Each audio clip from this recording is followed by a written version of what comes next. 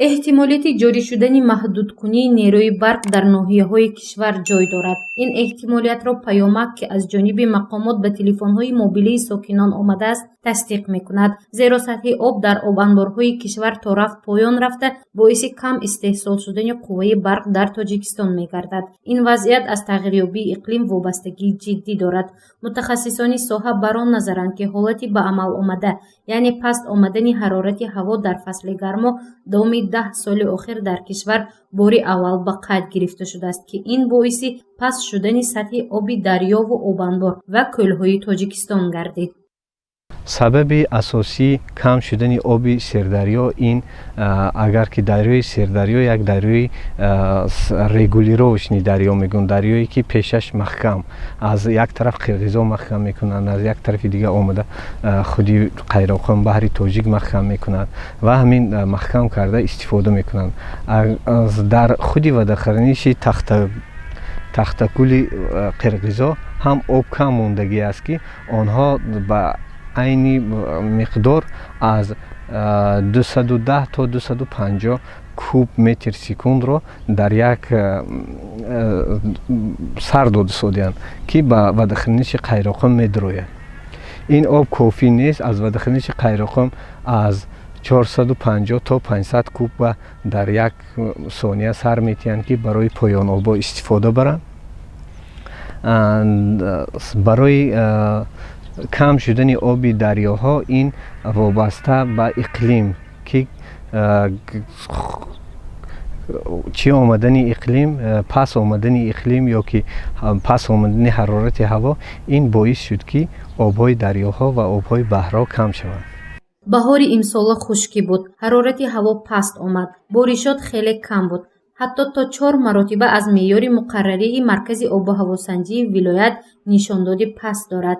از این رو آب در دریا و کل و هم آب انبارها کم وارد شد و این باعث تا رفت پست شدن سطح آب در آب انبارها گردیده ایستاده است. مثلا سطح آب نیروگاه برقی آب قیراقم نزدیک 4 متر پایان رفته است. وضعیت در ساحل بحر تاجیک شهر گلستان متشنج باقی میماند، زیرا از روی گفتی متخصصان این ساحه آب در سطح بحر خیلی پایان رفته است. ما حالا از ساحل بحر تاجیک تا 500 متر دورتر وارد این بحر شدیم. هنوز در اینجا آب نیست. برای رسیدن به لب آب باشد باز نزدیک 500 و یا 600 متر دیگر راه باید رفت.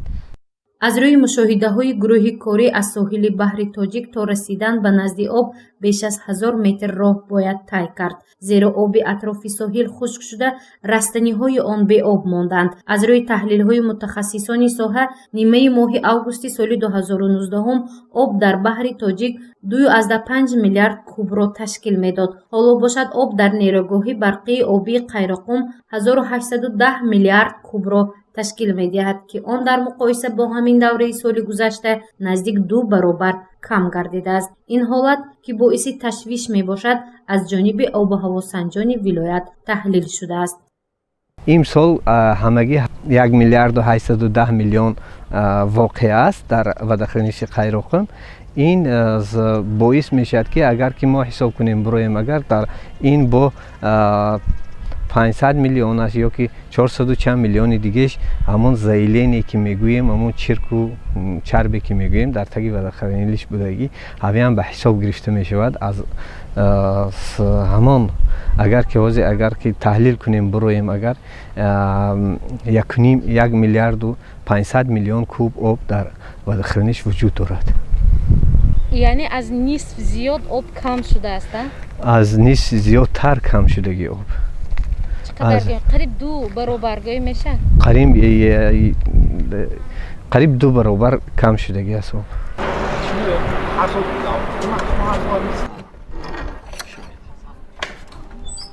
Sesini daha çekmiş olmamış Ahmetleri میبینیم. Ahmetler واسه 343 و 75 بود است. یعنی چیزی؟ از سطح بحر.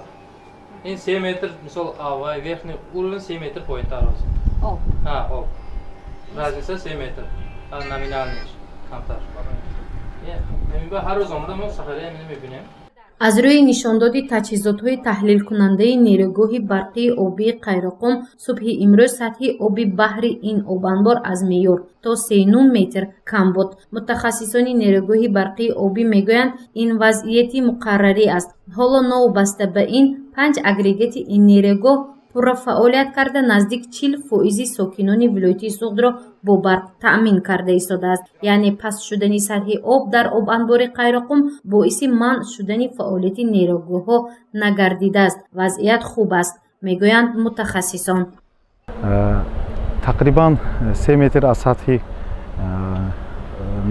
нормали худи нерӯгоҳ мувофиқи реҷаи муайяншуда паст омадааст.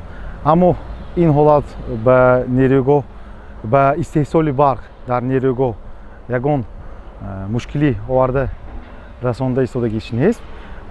айни замон 5 гидроагрегати нерӯгоҳ аз 6 то фаъолият бурда истодааст. як гидроагрегати нерӯгоҳ дар таъмири асосӣ қарор дошта рӯзҳои наздик ба кор андохта мешавад. аз рӯи таҳлили мутахассисон вазъият дар нерӯгоҳи барқии обии Қайроқум ҳарчанд об аз меъёри муқаррарӣ кам аст, вале хуб арзёбӣ карда мешавад, зеро 5 агрегат барқ истеҳсол мекунад. аммо вазъи нерӯгоҳи обии барқии Норак ки 17 метр об поён рафтааст, ташвишовар боқӣ мемонад, зеро камбориш омадани фасли баҳор боиси хушк шудани об ва паст рафтани он аз меъёри муқаррарӣ гардидааст. боридани борон дар то охири моҳи агар ки то охири моҳи август гирем ҳоли ба назар намерасад. хай борон мешаваду боронҳои кӯтоҳмуддате ки мешавад ки миқдори онҳо аз 2 миллиметр то 3 миллиметр мумкин ба қайд гирифта шавад.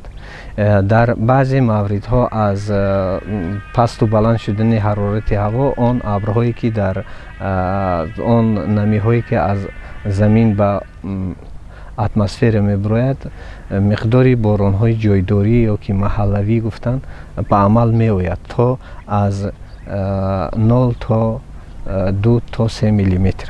дар он вақте ки мо метавонем баҳра обашо мӯътадил дорем, фасли зимистон вақте ки водохранилиши қирғизҳо обро бисёр мепартод, то 1200 то 1500 куб об мепартод.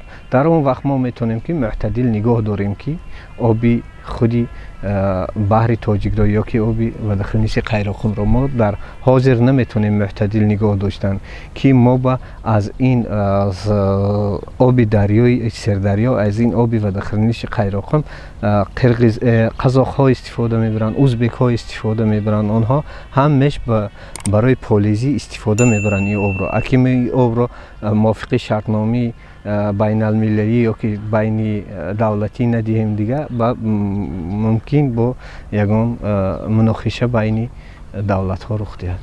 дарозии нерӯгоҳи барқии обии Қайроқум 42 километр буда бараш бошад 14 километрро фаро мегирад. ғунҷоиши ин обанбор 5 миллиард куб обро ташкил медиҳад. давоми 1 соат бошад ин нерӯгоҳ 70 мегаватт барқ истеҳсол мекунад. ҳоло бо ирсоли паёмак аз сокинон хоҳиш карда мешавад ки ҳангоми истифодаи қувваи барқ сарфакорӣ намоянд. гузориши Мафнушкур ва Насим Раҳимов барои барномаи иттилоотии Хабар.